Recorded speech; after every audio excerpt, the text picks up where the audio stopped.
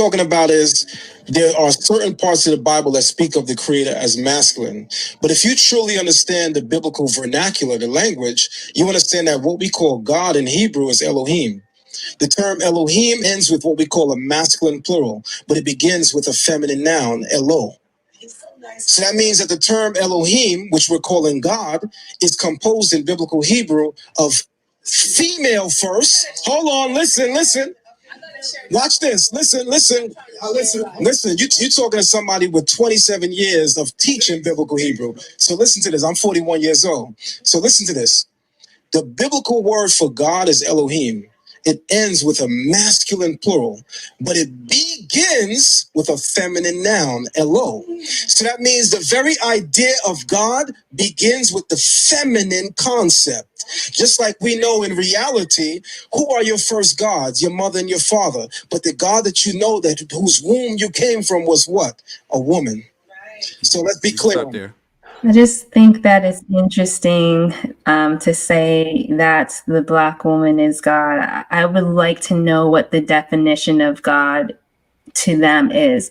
Is it someone who has control over any and everything, can do, has all power, can be anywhere all at once, is in the past, present, future, all at the same time? Like, what is your definition of God? So Zion says that we call God in Hebrew is Elohim. The term Elohim ends with what we call a masculine plural, but it begins with a feminine noun, Elo. So that means that the term Elohim, which we're calling God, is composed in biblical Hebrew of female first. Hold on, listen, watch this. Listen. You're talking to somebody with 27 years of teaching biblical Hebrew.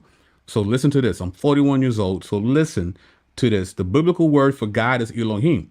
It ends with a masculine plural, but it begins with a feminine noun, hello. So that means the very idea of God begins with the feminine concept, just like we know in reality. So Michael Heiser is an American biblical Old Testament scholar and Christian author.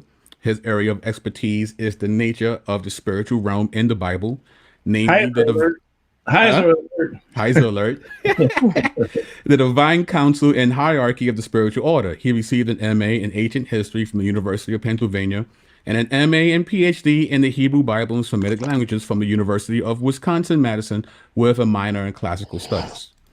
This is what he says about the term Elohim. Several different entities are referred to as Elohim in the Old Testament. Considering this already provides insight on how the term should be understood. The Hebrew text of the Old Testament refers to the following as Elohim: Yahweh, the God of Israel, over 1,000 times, the member of Yahweh's heavenly council, the gods of foreign nations, demons, spirits of the human dead, and angels. This already demonstrates that the word should not be identified with one particular set of attributes. Elohim is not a synonym for God. All beings called Elohim in the Hebrew Bible share a certain characteristic. They all inhabit the non-human realm. By nature, Elohim are not part of the world of humankind, the world of ordinary embodiment. Elohim, as a term, indicates residence, not a set of attributes. It identifies the proper domain of the entity it describes. Yahweh, the lesser gods of his council, angels, demons, and the disembodied dead all inhabit the spiritual world. They may cross over into the human world, as the Bible informs us, and certain humans may be transported to the non-human realm, like the prophets, like Enoch, but the proper domains of each are two and separate, distinct places. So if we were to believe what Zion's saying, that, Yahweh is the name of Elohim, then the angels are also Yahweh.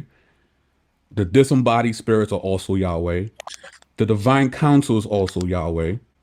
Oh, and they're both female and male, according to his definition of the word.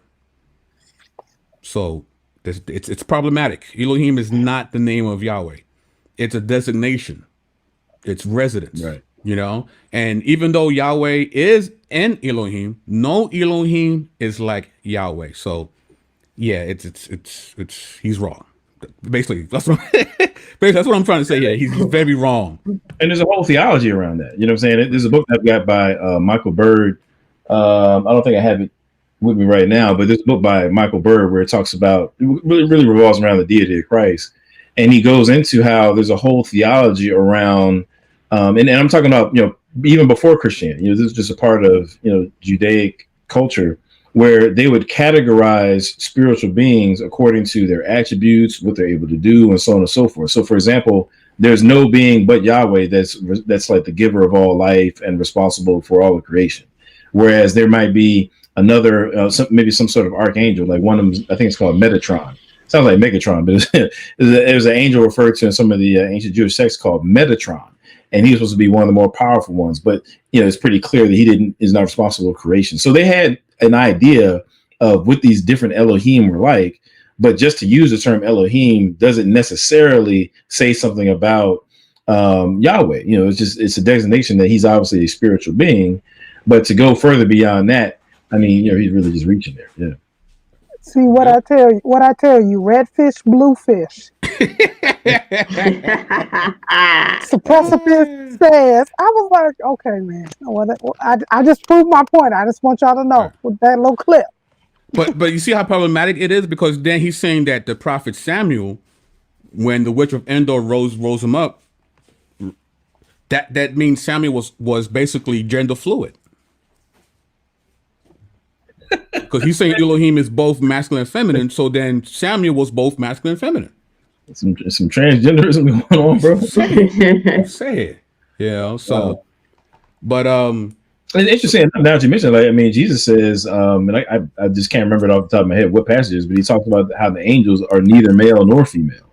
You know what I'm saying? And so I just think that's interesting that you can be obviously a spiritual being and not be beholden to one gender or another.